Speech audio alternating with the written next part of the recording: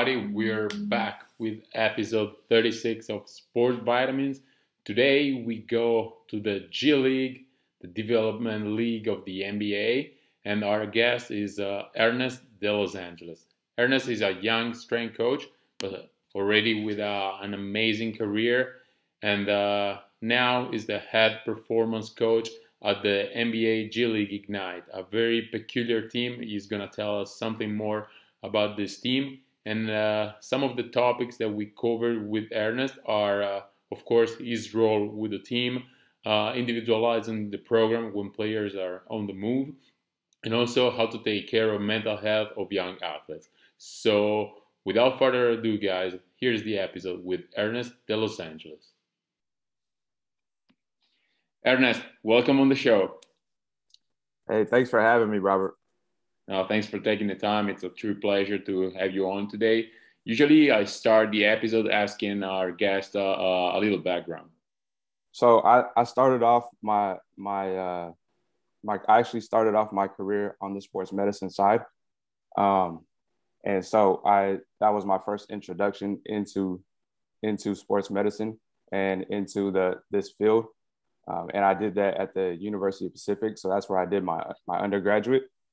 And during that time, I was able to learn about, injury prevention, clinical diagnosis, rehabilitation, and just dealing with acute injuries.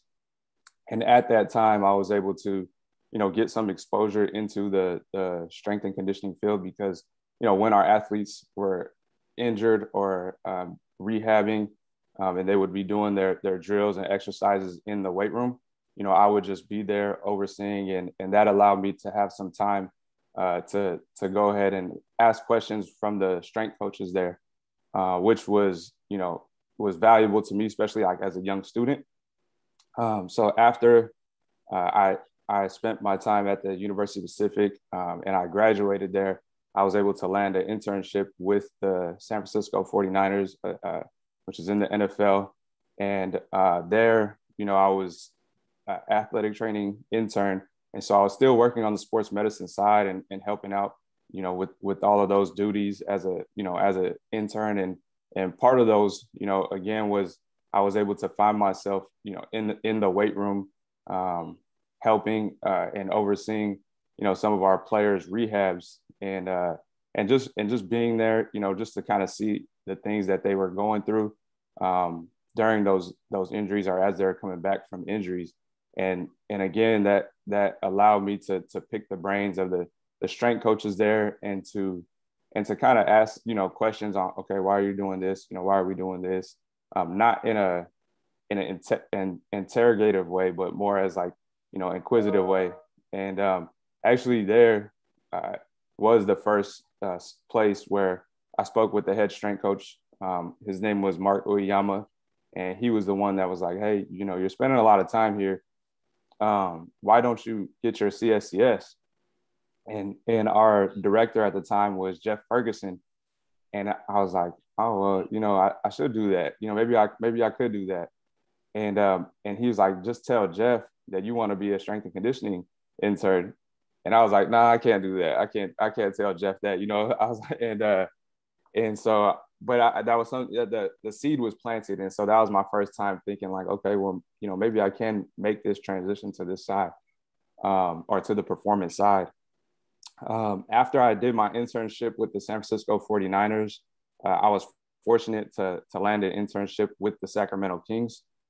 And I think that was just partly from luck, timing, and just me being, persistent and bugging, I guess you could say, the head athletic trainer at the time for the Sacramento Kings.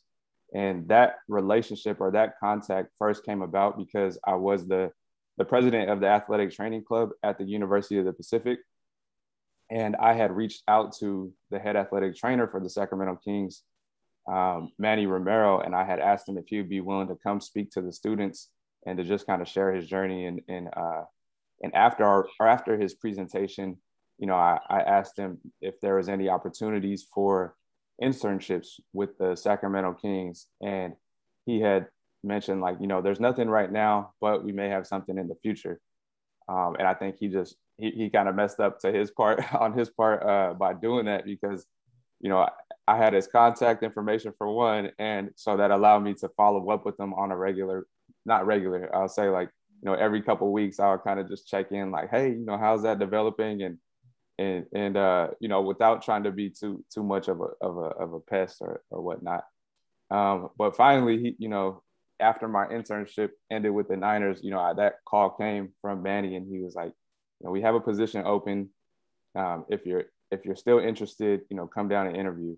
And fortunately, I landed the position with them, and so I did that for a year, and that's where I was able to meet some great people in the field that I consider friends and mentors. So Manny, for one, the director of sports medicine, Pete Youngman, who's now my colleague with Ignite, because he's the head athletic trainer for Ignite. Ramsey Nijam, who was at the time the assistant strength coach with the Sacramento Kings, and also the director of performance at the time was Chip Schaefer. So, you know, I met some great people, some people I still, you know, contact and speak to, you know, regularly. And again, while I was with the Sacramento Kings, like I found myself in the weight room again, just kind of, and that, I think each stop along the way, it started kindling the flame of the performance side. And you know, I think Ramsey was the one, he was like, man, just come over to the dark side. He was another one, like, come over to the dark side. He called it the dark side. And so, you know, but I think those conversations that I've had with the strength coaches and just the experience that and where my passion was, I think that's what kind of bled into like where I'm currently at today. But after I finished my year-long internship with the Sacramento Kings, I got a call from the director of sports medicine from the University of Pacific, where I did my undergrad. And he said, hey, would you like to come and be, you know, the head athletic trainer for men's soccer and track and field? You'll oversee men's soccer, cross country, and track and field. And at the time, you know, I did have an opportunity to stay with the Sacramento Kings for a second year as an intern, but I had a family, and so I needed a full-time position and, you know, something that was stable with the salary benefits. And so, you know, I decided to make that jump back over to the University of Pacific and take on that role, which was good for me, and I think it helped grow me as a professional exponentially, because I was able to oversee the team and essentially run the team like how I would want to from a sports medicine side. During that time, I started to see more and more that I did want to be on the performance side. And so through conversations with people like, you know, Ramsey and various strength coaches, you know, I understood that I needed to the same way I was able to get experience and volunteer and do internships on the athletic training side, I needed to do the same thing on the performance side. And so I needed to find my coaching voice. I needed to learn the philosophy that I wanted to take on as a strength coach. And so I volunteered. At the first, I volunteered with the local junior college, which I helped out with their off-season programming for football. And then I was fortunate to volunteer and to help out with the minor league hockey team that's local as well. And so I was just trying to get experiences and get exposures and just trying to learn from the different strength coaches, just how I would like to do things and how to be more comfortable in that space, in the strength and conditioning space. After my 2 years with Pacific, and after I got a call from Ramsey saying, you know, are you still interested in on the performance, like being a performance coach? And I said, you know, yes. I said, for sure. He's like, would you be willing to make that jump, like, and just to completely leave athletic training and be strictly a strength and conditioning coach? Because our minor league, our developmental league, our developmental team, sorry, the Reno Bighorns, which is now the Stockton Kings, which is part of the G League. He said, we're looking for a head strength coach. And so he's like, if you're interested, apply. And so I applied. I was fortunate to land the position. And so I did that for a year with minimal resources. And so that helped me just to understand, like, okay, you know, how would I do things with minimal resources? Like, you know, you're not always going to be in these perfect settings where you have every piece of equipment that you need. You know, sometimes you're going to have to make it work with a barbell, dumbbell, bands, you know, a few bands, and just, you know, make it work with that. So I ended up doing that for the first year. Then the team moved to be closer to the NBA team, the Sacramento Kings. So we moved to Sacramento, which is why they're now the Stockton Kings. And then once they did that, I was able to have more resources. I was able to build out the weight room how I envisioned, after, you know, doing homework and trying to see, okay, you know, these are the things that I would like. This is kind of my philosophy. I need a lot of space, that. And so, you know, I was with the Stockton Kings for an additional 3 years, and, you know, working as the head strength and conditioning coach. And then I ended up getting a call from the director of sports medicine, the previous director of sports medicine at the Sacramento Kings, Pete Youngman. And he hit me up and was like, hey, you know, I'm working with the G League Ignite now. And he kind of explained to me what G League Ignite was, or what they were trying to be. And he said, you know, are you interested in joining? Are you interested in, you know, in being the head strength coach for the team? And so I was like, yeah, you know, I think he sold me, because working with him previously was a great experience. And I mean, obviously he's a friend and a mentor. So once that opportunity came to work with him again, I was like, okay, you know, like, let's do it. So I've been working with the G League Ignite for 2 years now, or sorry, I'm finishing the second season, so essentially 2 years. That's where I'm at. Great. You know, talking about your background, you touched on so many interesting topics that I would like to talk with you. The first one, nowadays you see very, very often athletic trainers working in the weight room with their clients or with their athletes, or eventually making the transition to the dark side, like you said. Mm-hmm. And why is that happening for you? I don't know, like, what everybody's personal experience is with that. Like, and I know for me personally, like, I wanted to be more proactive than reactive. I feel like traditionally, like, athletic training is very reactive. You know, once an injury occurs, okay, now you're reacting to the injury. For me, I wanted to be proactive. Okay, well, what can we do to prevent the injury in the first place? Or I shouldn't say prevent, excuse me, but mitigate the risk of injury in the first place. So that was kind of my philosophy.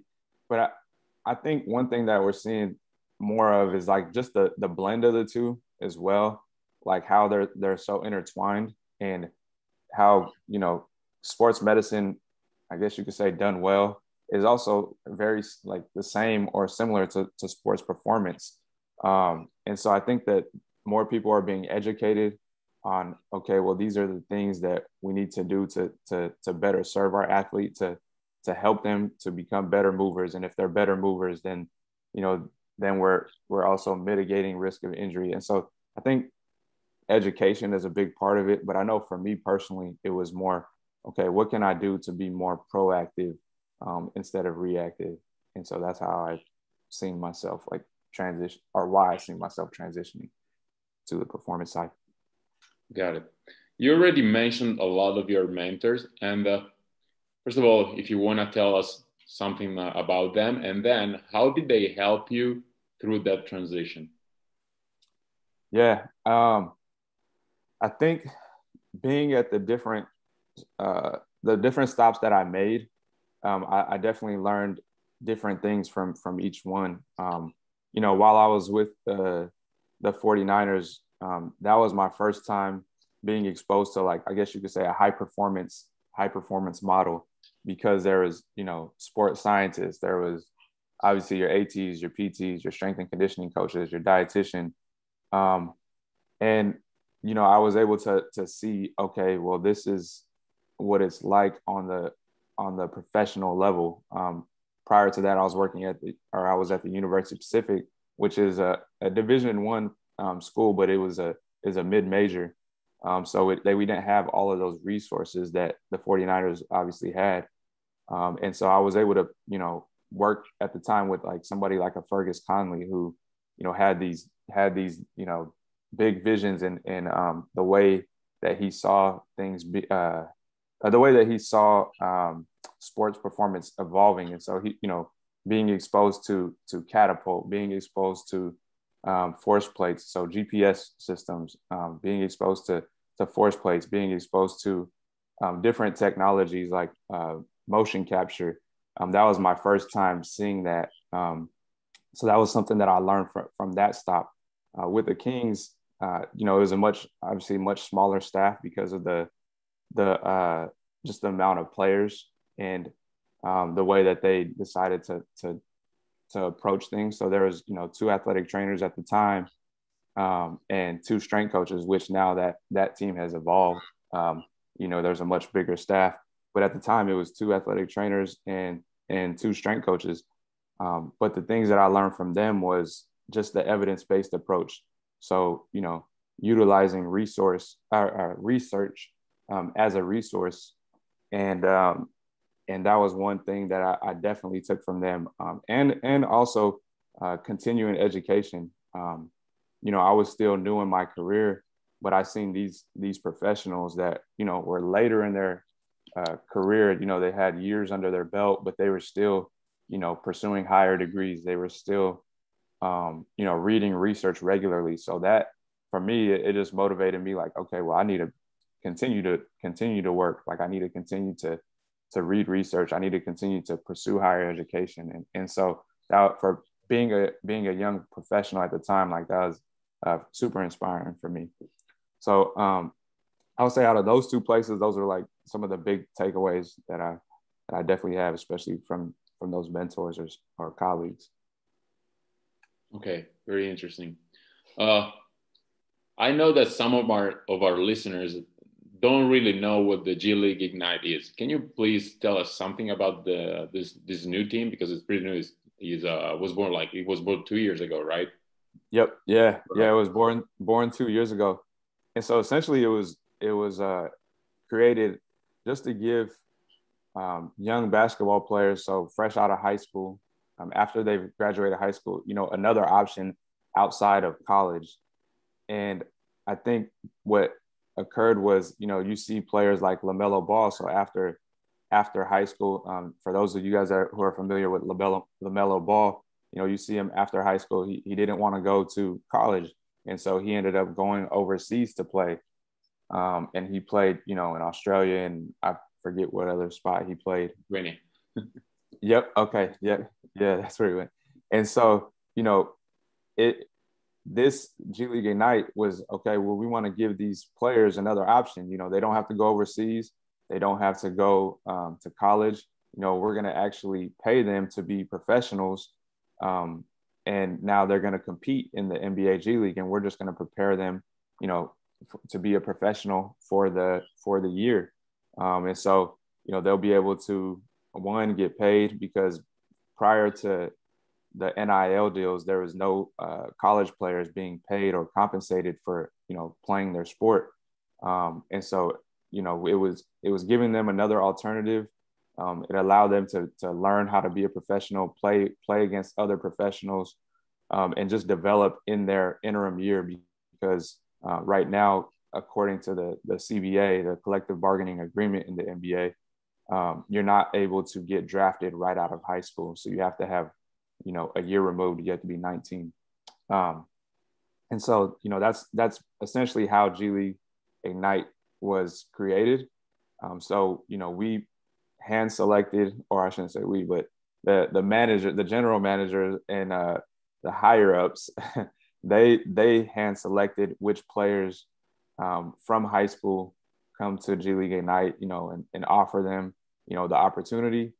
And so you'll have, about 5. We had 4 last year. This year we have 5 that are draft eligible for this year's draft, and then we actually have 1 that won't be eligible until next year's draft. So we have 6 young, we call them prospects, that are on our team. And then we also added veterans to the team as well to surround them with. And so, some of these guys may have played in the NBA. So we have some players who have had good long NBA careers. Some of them who have had, successful overseas careers. And then some of them that are, have had some years in the G League, but have also, they've been removed from college and from high school. And so they have that experience as well. So the team split up essentially six prospects and 6-7 veterans. And that's the makeup of our team. How important is for those 6 prospects to have veteran players guiding them? I think it's extremely important. You see it every day, just in the question, like especially early on. The players ask the veterans questions. That you essentially have additional coaches, but they're on the team as well. We have players like Amir Johnson who has played all over in the NBA. 13 seasons, or 13 plus seasons. Sorry.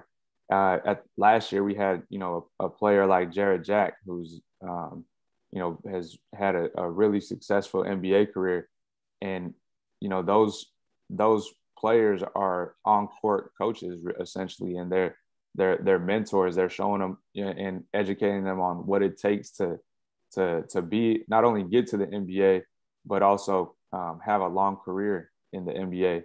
And so I think those are critical pieces. They are critical pieces to this team, because it allows the young guys to have additional resources and insight that other college players or other players might not have in their same position. And so, I think that the veteran pieces or the veteran players are a huge role in our team. And of course, it's also a big challenge for you, because having 6 players on one hand that are trying to, let's say, become professional athletes, and on the other hand, you have 6 athletes that are veterans. So their main goal probably is to stay healthy and to play 1, 2, 3 more years, and maybe being called up in the NBA or signing a better contract overseas. Right. And I think that's like the balance within our team. And that's something that, we have to be, as a staff, we have to be super mindful of, because, every player has a dream, and what their goals are and what their ambitions are for their career. And like I said, we have some that have played in the G League, but they're still younger. They're, 25, 26, 24. And so it's not like their NBA career or their NBA aspirations are over. So they, like you said, they might want to get a call up. And so it's like, what can we do to continue to help them achieve their dreams, and so they feel like they're benefiting as well, but still keeping the main goal, which the main priority is making sure that our prospects are drafted and that they're developing into the best possible, basketball player they can be before being drafted, and highlighting them and showcasing them. So it's a fine balance, and just working with these guys and just helping them throughout their career, because we just want to make sure that everybody's dream, or everybody's taking steps to their dream, to get closer to that. So. And how hard is it to individualize programs when you have these 2 groups, and also when you work in the G League, and you have also always players that are on the move, that can be called up in the NBA anytime, or they can sign a contract somewhere else anytime? Yeah, it's I know in my previous year, so when I was with the Stockton Kings, and or Reno Bighorns / Stockton Kings, it was extremely difficult, because I felt like there was so much movement within the roster. Like you mentioned, there was times where I'm like, oh shoot, like, I was just starting to get a groove with this guy, or we're just starting to make some progress, and then that player's gone. And it's just like that in the NBA too. Like, there's, with trades and whatnot, and free agent signings, 10-day contracts, that type of stuff.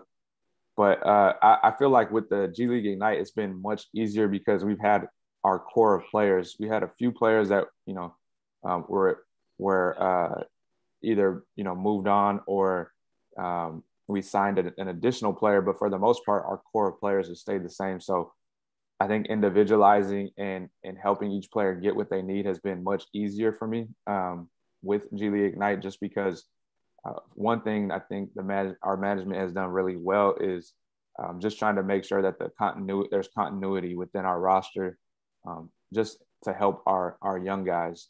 So for that, it's made it easier for me, because then it's like, okay, well, we've developed certain movement progressions and we've developed certain loading progressions, and so that's definitely helped for me as far as like individualizing what each guy needs. Yeah. As far as mental health with these young athletes, what do you guys do to take care of their mental health? Because I know that they are probably exposed for the first time to the media, to also to having a contract, so to having money available, and also they have the dream of signing a big contract with an NBA team maybe next year or in 2 years. And I know the mental health is a big piece of the pie for them. So how do you take care of it? Yeah, we actually have. I feel like our team has done a great job in our with just providing a lot of resources around mental health / mental performance. So we have a psychiatrist that's a part of we call it our mental performance board or mental performance team. And so we have a psychiatrist, we have a marriage family therapist, which can also be utilized by their family, the player's family, or their loved ones, guardians, and what have you. We have a counselor, like a mental performance counselor, and we have just a coach, a mental performance coach, and they all have a background in psychology, obviously, and therapy. And so that we have that team, and then the additional people that sit on that team or on that board would be our athletic trainer, and then myself. And so, and I'm sorry, and our player development manager. And so, we meet regularly, just to kind of go over each player and to discuss each of the players, and just to see like, where we see them being at as of late. So we kind of tap into the just each other's different perspectives, and just to see like, okay, well, what are you seeing from X player? What are you seeing from X player? So we have a great team around us, and then we try to have a lot of touch points, and so our players meet with the coaches, our mental performance coach. I would say on a bi-weekly basis for some, and some of them are only on a monthly basis. It just depends on how often they would like to see him and how often they feel like they need to see him. So very, very proactive when it comes to that, just because there are a lot of stressors for these young prospects outside of just, like you said, this is their first time being a professional. This is their first time having to handle, money or people asking them for money. This is their first time being away from family, or, being away from home. And so there's a ton of stressors outside of just, what they're hearing from scouts or what they're hearing from social media on, where they're at from a rankings perspective and from a draft board perspective. And, even though most people might think, well, that's, why do they even pay attention to that? It's like, well, they're also young. They're still young. They're impressionable. They're 17, 18, 19. So, there's a lot of things that we might say like, oh, don't even listen to that, but it's still something that affects them. So we just try to provide them with a lot of resources, and just try to stay tapped in and in tune with what they're going through from that perspective. And I think, having, the athletic trainer and myself on that board as well, because then we can see, okay, well, this is how I've been these are the certain tendencies that I've been noticing with, X player. This is something that I kind of noticed that he said. And so it just allows us to kind of communicate regularly, collaborate on just how best to help them. So those are some of the things that we do.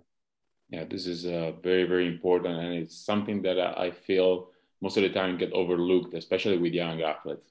For sure. We tend to push them more and more and more, forgetting that they're 16 or 17 years old kids that are basically working as a 30-year-old man.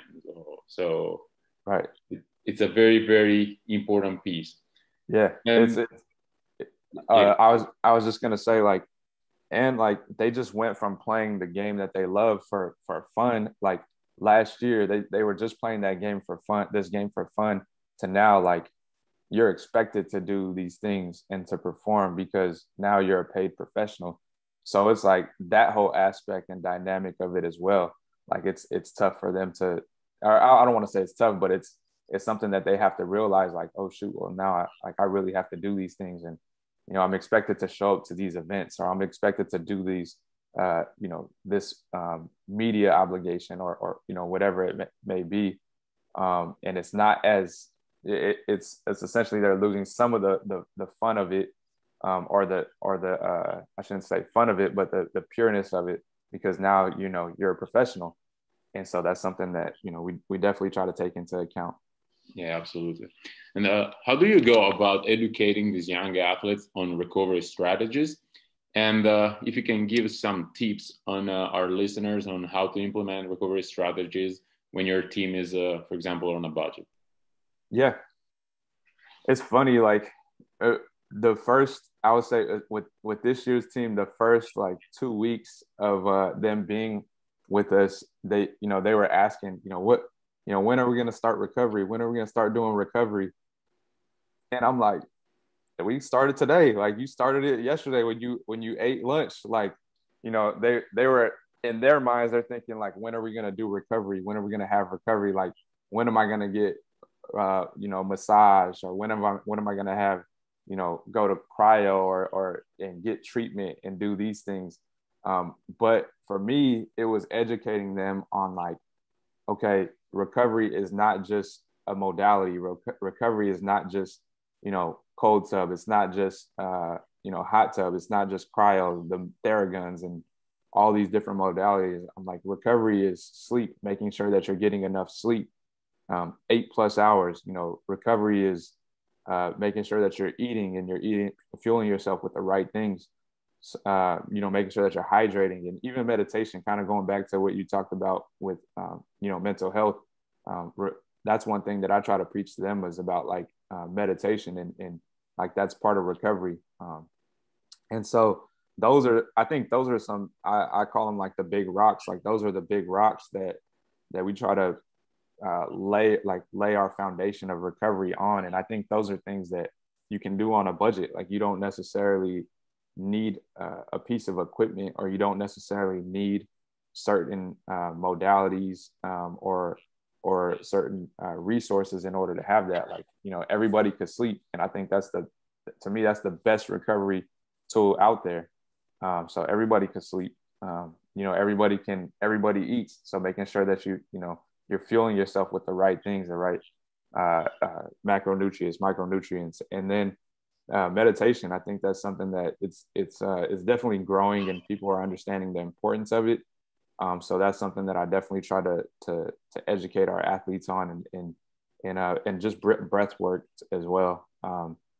Working on nasal breathing, and working on just controlling your breathing, and not just always breathing from the chest and mouth breathing. And that's something that I've noticed with a lot of our players, and we've made a lot of progress on it, and I feel like that just helps with their recovery as well. But outside of that, we do have there are times where you do need massage, and especially like later in the season, there are times where you do need cold tub, where you do need hot tub, where you do need certain treatments, different body work, and stuff like that. So we do have those resources available, but that's not really what I try to hammer in on. Like, I try to say, like, okay, let's take care of our big rocks first, and then we'll get to these other areas, and tap into these other areas as well.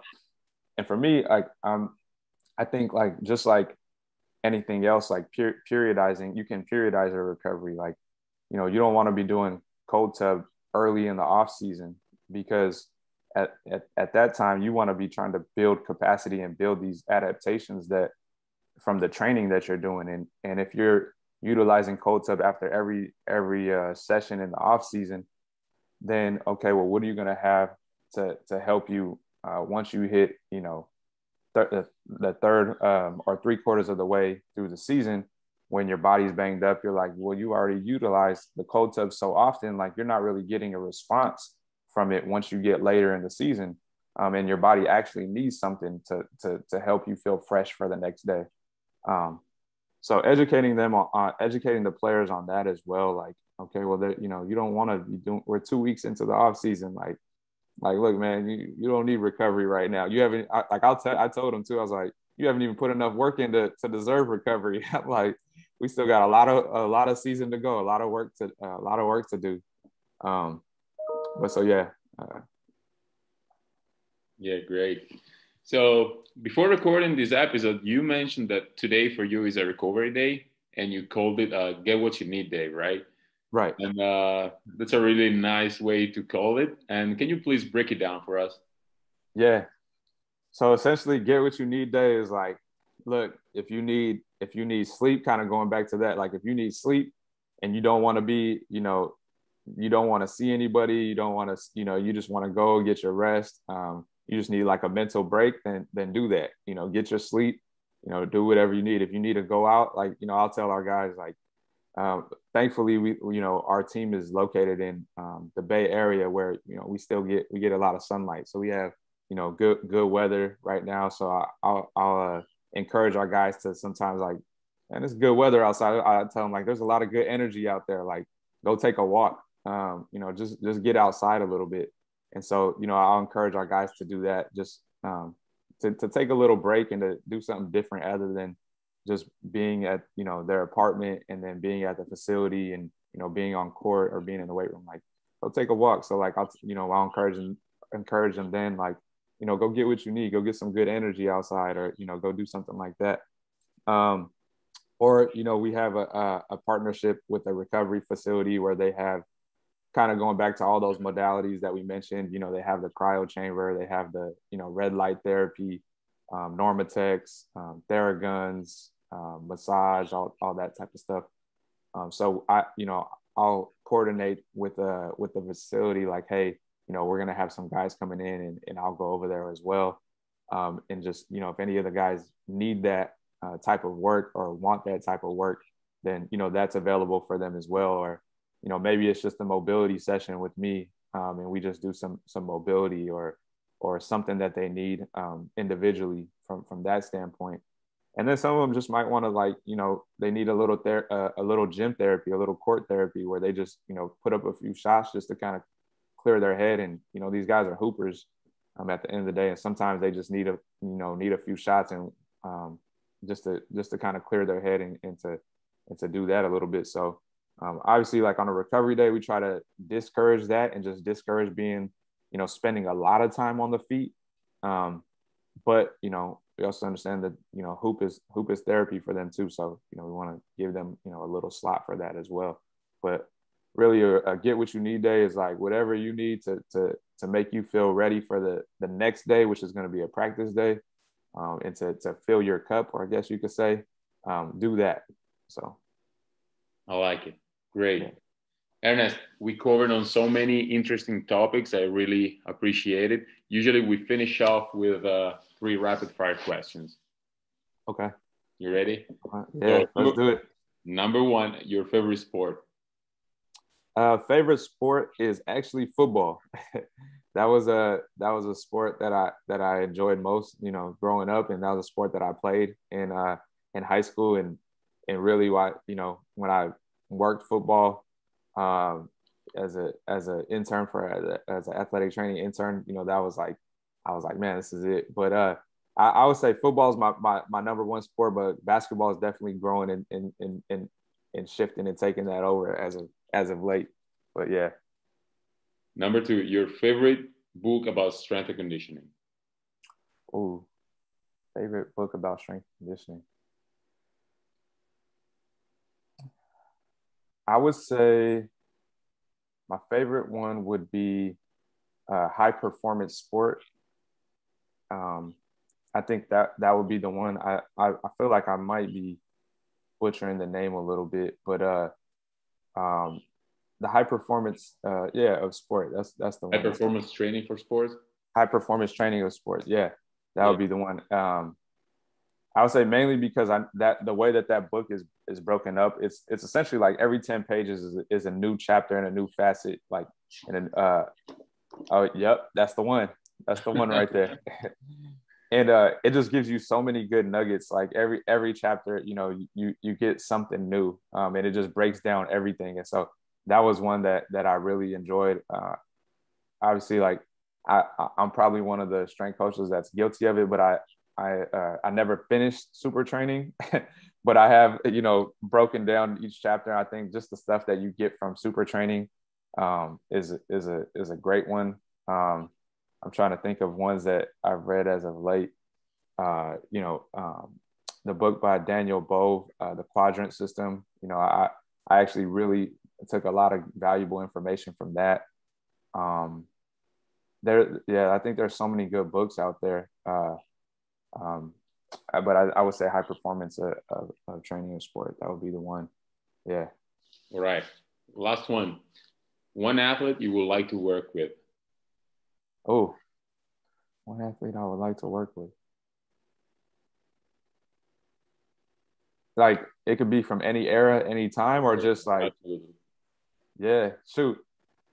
I mean, Michael Jordan, like, I don't know, he's like the greatest athlete of all time. Like for me, I'm like any era, any sport, like Michael Jordan. And I think for that one, it came about from Chip Schaefer, who I mentioned before is one of the people that I work with the Sacramento Kings.